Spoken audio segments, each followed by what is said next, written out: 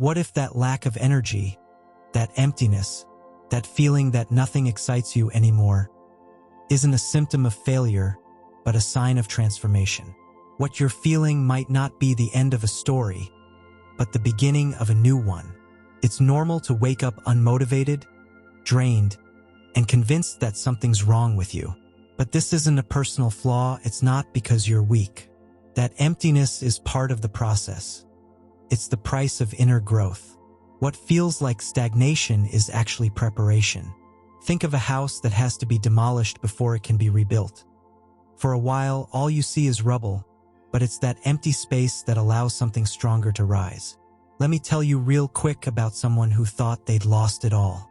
After a personal crisis, he woke up every day without purpose, without drive, believing nothing was worth it anymore. But looking back, he realized that was the very beginning of his rebirth. It was as if life had torn down the old structures so a more authentic version of him could emerge. And that's exactly what you need to see today. The emptiness isn't the end. It's the beginning of your true life. Carl Jung called this phase Nigrito, the dark night of the soul, when everything seems to collapse before something new can be born.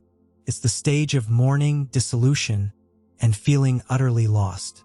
But behind that apparent chaos, something greater is being prepared. It's like soil enriched by fire. It looks destroyed, but it's actually being fertilized for renewal. You know exactly what this feels like. Waking up with no willpower, looking at the things that once drove you and realizing they've lost all their color. It's as if the flame that used to fuel you has gone out. That sparks fear, guilt, even panic. But here's the shift. What you're experiencing isn't depression in the clinical sense. It's a spiritual awakening. The danger is, if you don't understand the process, you might try to go back to the old or get stuck in limbo. It's like trying to shove the butterfly back into the cocoon. You might long for the comfort of the old self, but you don't fit there anymore. What feels like loss is really transition. And once you see it that way, you stop treating the emptiness as an enemy and start recognizing it as a necessary part of your evolution. Today, I'm going to show you how to move through this stage without losing yourself, and how to turn this darkness into fuel for the authentic life that's waiting to be born. Ever noticed how the more things click, the more everything seems to fall apart? It's weird. The clarity you've been chasing shows up hand in hand with this unsettling emptiness. It's like climbing all the way up a mountain expecting to see the horizon, only to be greeted by fog. Your eyes are open, yet the world looks blurry, heavy, confusing. That's the first shock of awakening. You see so much that life loses its old shape. That's when the golden version of your ego starts to die. The you that once moved for ambition, status, or approval begins to fade, like paint washed away by rain. And it feels like loss of identity, loss of direction, even loss of the will to keep going. You look inside and can't find the character that used to hold you up. It hurts, but it's inevitable. You can't be born again without dying a little on the inside first. And here's where two big risks show up. The first one, the temptation to crawl back to the old you, to cover yourself with goals, and more goals, pretending the emptiness isn't there. But that mask doesn't stick anymore. The second danger is surrendering to the limbo, getting stuck in between, too scared to move forward but too changed to go back. It's like sitting in a dead car on a deserted road, staring at the rearview mirror and the windshield, not knowing which direction still exists. It's natural in this process to feel your motivation fade. That fire that used to come from ambition goes out. You wake up drained, terrified you'll never find purpose again. Panic kicks in because it seems like awakening left you worse off than before. But don't be fooled. You're not broken. You're rebuilding. Think of an old house being torn down. For a while, there's just rubble and silence. But that empty space is exactly what allows something new to rise. At this stage, what you need isn't ready-made answers, but direction. Simple, practical cues that remind you there's a way out. Small things help. Journaling without censoring yourself, taking a quiet walk at sunset, really listening to someone without rushing. These don't fix everything overnight, but they point north. The emptiness starts taking shape the moment you allow yourself to move through it instead of patching it up with distractions. And that's where true motivation is born. Not the kind that relies on likes, degrees, or applause, but the one that burns quietly inside, steady, resilient, like an ember buried under ashes. It looks dead, but one breath and it roars back to life. That's the paradox of awakening. Losing the ground beneath your feet is exactly what prepares you to walk stronger. But the real question now is, how do you turn this limbo into fuel for your next step in life? And that's exactly the same question Jung faced in his practice. How do you turn emptiness into fuel for something new? To answer it, he leaned on real clinical cases. One of the most striking was Maria's. She first went through a kind of death of the ego, an intense phase of euphoria, followed by complete indifference, almost as if nothing had value anymore. Jung called this nigredo, the stage where the old dissolves to make space for individuation, like a chrysalis breaking down so the butterfly can emerge. That case revealed a paradox Jung called individuation. You lose the motivation driven by the persona before the motivation born from the self kicks in. It's a strange vacuum. The old engine doesn't run anymore, but the new one hasn't started yet. And this gap can last for months, even years. It's like sitting in front of barren land, seeing nothing sprout, not realizing that underground the roots are already spreading in silence. Another example Jung liked to share was Sarah's. Unlike Maria, she didn't fall into apathy. Instead, she noticed the anxiety that haunted her for years begin to fade. In its place came subtle impulses, a desire to create, to help, to connect. There wasn't a logical reason. It wasn't about pleasing anyone. It was lighter, natural, almost silent. Jung called this the call of the soul, a force that doesn't need justification but still moves life from the inside out. Here's the part that might flip the way you think. What we usually call purpose is, most of the time, just an ego trap. Jung used to say that 90% of these purposes are nothing more than disguised defenses. You can spot it when you feel the urge to justify everything. I want this because I need to prove something, or I've got to achieve that, or I'm worthless. The ego always throws in a because. The soul doesn't. The soul's desire is enough on its own. I want, and that's reason enough. Notice how this changes everything. The ego needs an audience. The soul doesn't. It's like a tree that gives fruit without expecting gratitude. You've probably felt it in small moments.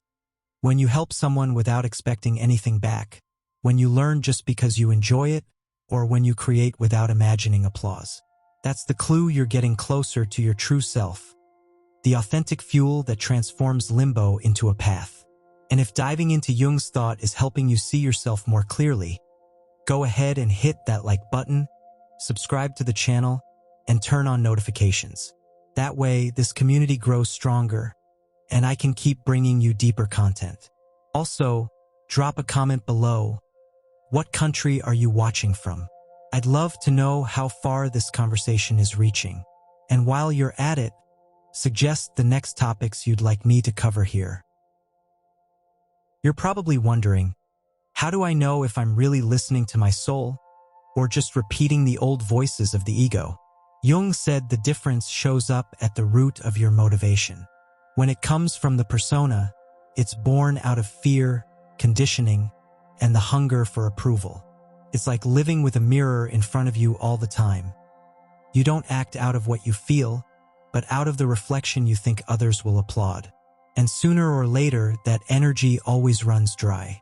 But when motivation comes from the self, the feeling is completely different. It's no longer about proving anything, it's about being aligned inside. You do it because it's authentic, because it makes sense on its own. It's like dancing alone in your living room. No audience, no scorecards, just the truth of the movement. That's the kind of motivation that survives the highs and lows, because it doesn't depend on applause. Comes from the heart, not from the mask. Take Thomas, for example. He built a solid company, full of achievements, but his engine was fear. Fear of being irrelevant, fear of disappointing his family, fear of not being seen as valuable. For years, that fuel worked.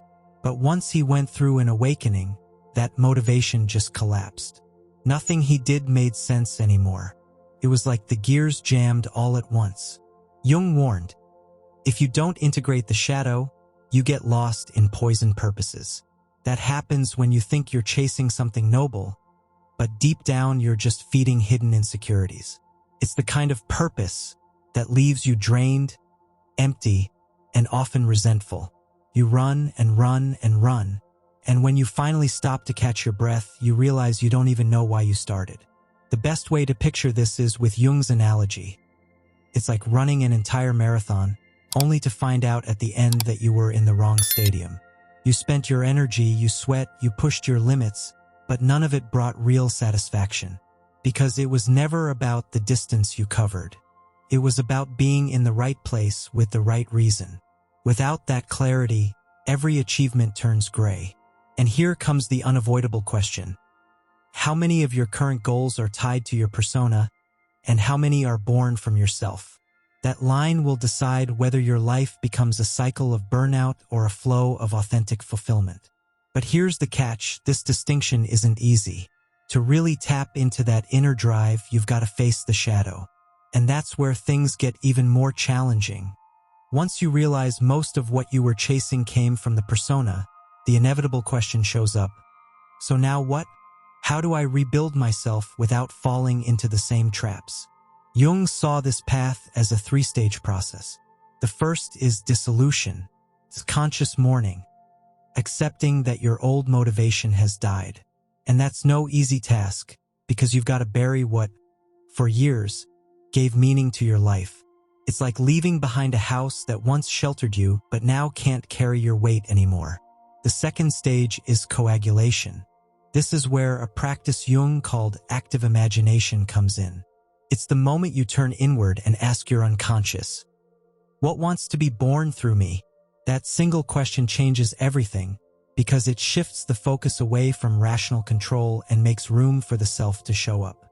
It's a silent dialogue that happens in dreams, meditations, or even in simple doodles on a notebook. It's about giving voice to what was suffocated under the noise of the persona. The third stage is integration. Here you start living symbolically, following synchronicities and inner signals instead of relying only on rigid plans and logic.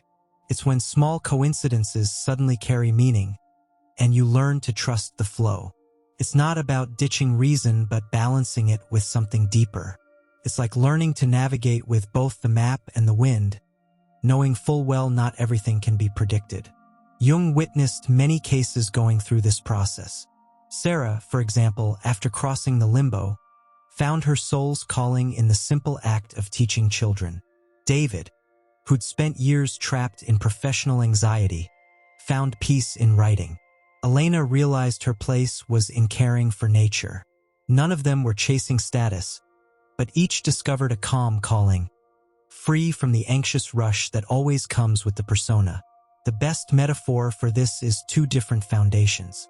The first, built on quicksand. You can still raise walls, but everything collapses at the slightest tremor. The second, built on fertile soil. It may take longer to see the fruit, but every root holds firm. When you decide to walk through these three stages, it's like trading sand for good soil, finally planting something that truly grows. And maybe you're already wondering, but how do I recognize these inner signals without confusing them with illusions of the mind? That's exactly what opens the next part of the process.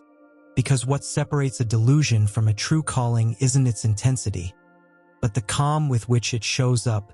Once you've understood the three stages, the next question is, how do I actually put this into practice instead of just keeping it in theory? For that, Jung suggested simple yet profound exercises. The first is to honor the sacred mourning of your old motivations. Grab a piece of paper and write a farewell letter to your old self, the one that chased approval and lived in fear. Thank it for the experiences, acknowledge what it gave you, but declare that you're moving on to a new path. This symbolic act closes a cycle and frees space for what's coming. The second exercise is active imagination. Here you give your unconscious a voice without censorship. Close your eyes and notice what shows up. Images, symbols, unexpected scenes. Instead of pushing them away, talk to them. Ask, what are you trying to show me? What part of me is being born right now? Then, record it in a notebook or even sketch it out. This practice connects you to a deeper layer of the psyche, revealing desires and directions the ego can't see. The third exercise is to cultivate symbolic living. That means paying attention to signs, coincidences, and patterns that repeat in your daily life. Sometimes it's a phrase you hear from different people, a theme that keeps showing up in movies, songs, or conversations. Don't brush it off as chance. See it as symbolic language, life speaking to you in a subtle way, pointing toward paths reason alone could never map. Together, these three exercises create fertile ground within you. Mourning closes what no longer serves. Active imagination opens the door for the new. And symbolic living teaches you to walk in rhythm with something greater than yourself. This process isn't quick, but it's deep. Little by little, you realize you no longer have to force things, because life starts to move with its own rhythm. And here's the key. This new motivation doesn't arrive as anxiety, but as a magnetic calm. You don't feel pressured to rush, you feel invited to follow. It's not a spark that burns out fast, but a steady flame that warms and guides. This energy doesn't need an audience or external approval. It comes from the self, from your essence, which is why it remains even when the outside world feels chaotic. In the end, these exercises aren't just isolated practices. They form a method to cross the void and be reborn on another level. You honor what's gone, listen to what wants to emerge, and learn to live in dialogue with life itself. That's the essence of transformation. Stepping out of the fragile ground of the persona and rooting yourself in the fertile soil of the self. Once you grasp this, you realize awakening isn't the end of anything. It's the true beginning of your authentic life. The emptiness you feel isn't a bottomless pit. It's a spiritual womb. It's a space of gestation, not defeat. And just like pregnancy takes time, your soul also needs the silence to prepare what's new. So, as strange as it feels, welcome the emptiness. It's a sign of life being built. Never forget, this isn't the end. It's the announcement of a beginning. The darkness didn't come to swallow you, but to protect the seeds sprouting inside you. What looks like paralysis today will reveal itself tomorrow as preparation. Your soul doesn't move at the speed of urgency. It moves at the rhythm of transformation. True motivation doesn't explode like fireworks. It rises like a steady flame, comes in cycles, in waves, and when it shows up, you don't have to force anything, you naturally feel pulled. It's collaborative because it connects you with something bigger than your ego, and it doesn't need excuses to exist. That's why you should practice what I call a motivation fast. Wait consciously.